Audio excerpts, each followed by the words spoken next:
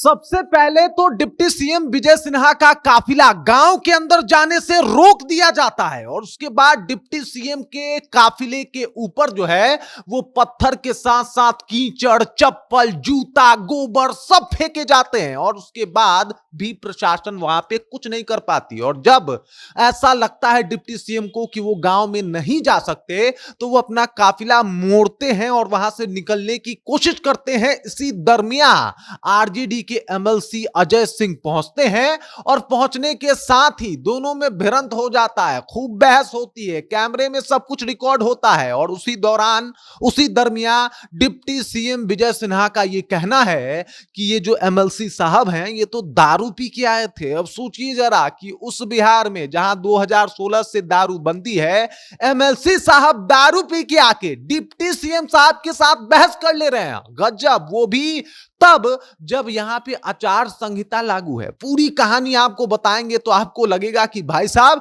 ये हो क्या रहा है और ये किस तरीके का राज है जहां पे डिप्टी सीएम का काफिला रोक दिया जाता है, डिप्टी सीएम के काफिले पे पथराव किया जाता है। डिप्टी सीएम कह रहे हैं कि भाई ये प्रशासन को शर्म करने की आवश्यकता है। तमाम खबरों से आपको रूबरू कराएंगे, पूरी कहानी आपको बताएंगे, लेकिन उससे पहले मेरा परिचय जान लीजिए। मेरा नाम है रजत और आप जनता जंक्शन देख रहे हैं। सबसे पहले आपको बता दूं कि डिप्टी सीएम विजय सिन्हा अपने ही क्षेत्र में भ्रमण कर रहे थे, लखीसराय में। दरअसल इधर से उधर बूथ जा रहे थे।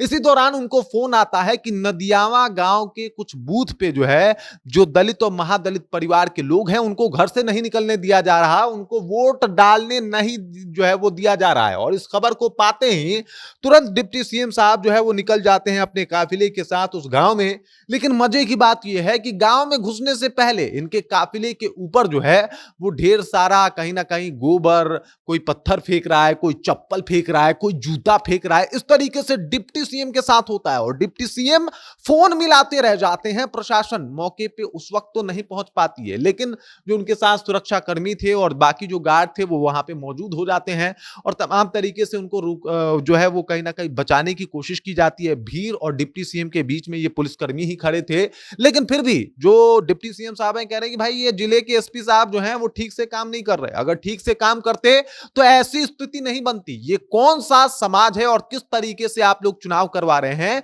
कि कोई गांव के अंदर किसी प्रत्याशी को घुसने की हिमाकत नहीं हो पा रही। अगर वो घुसने की कोशिश कर रहा है तो उसके ऊपर पत्थर फेंके जा रहे हैं, चप्पल फेंके जा रहे हैं, जूते फेंके जा रहे हैं, गोबर फेंके जा रहे हैं। और उसके बाद जो ही वो अपना काफिला मोड़ के वहां से निकलने का प्रयत्न करते हैं तब तक आरजेडी एमएलसी, देख सकते हैं आप यहां तस्वीर में, ये है आरजेडी एमएलसी, तब तक आरजेडी एमएलसी वहां पे पहुंचते हैं और दोनों में खूब नोकझोंक जो है वो शुरू हो जाती है। और इसी दरमियान जो है वो डिप्टी सीएम विजय सिन्हा आरोप लगाते हैं कि नेताजी तो दारू पी के आए हैं। और इस आरोप के बाद बिहार के सियासत में और ज्यादा तूफान मच जाता है। देखिए कारण क्या है तूफान मचने का।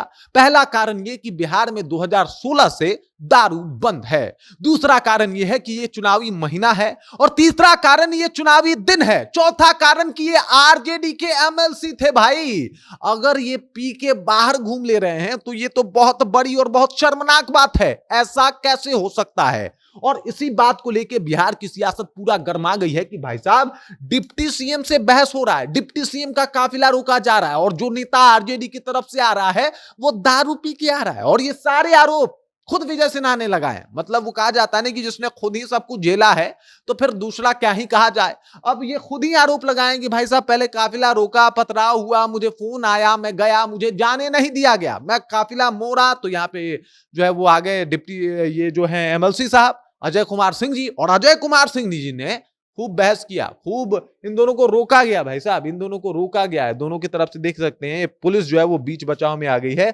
इन दोनों को रोका गया है, वरना मामला काफी बिगड़ता हुआ दिखाई दे रहा था।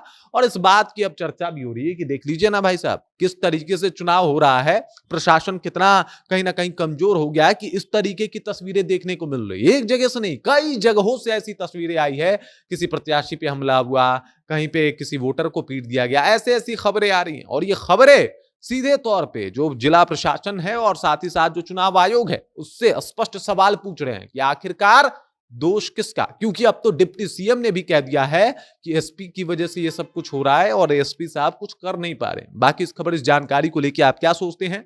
और जिस तरीके से ये दारू वाला मामला सामने आया है, जिस तरीके से दारू पी के बहस करने के लिए पहुंचे हैं जैसा आरोप है, उसे आप कैसे देखते हैं? कमेंट करके अपना विचार हम तक पहुंचा दीजिए। बाकी आप देख रहे हैं जनता जंक्शन और मेरा नाम रजत है।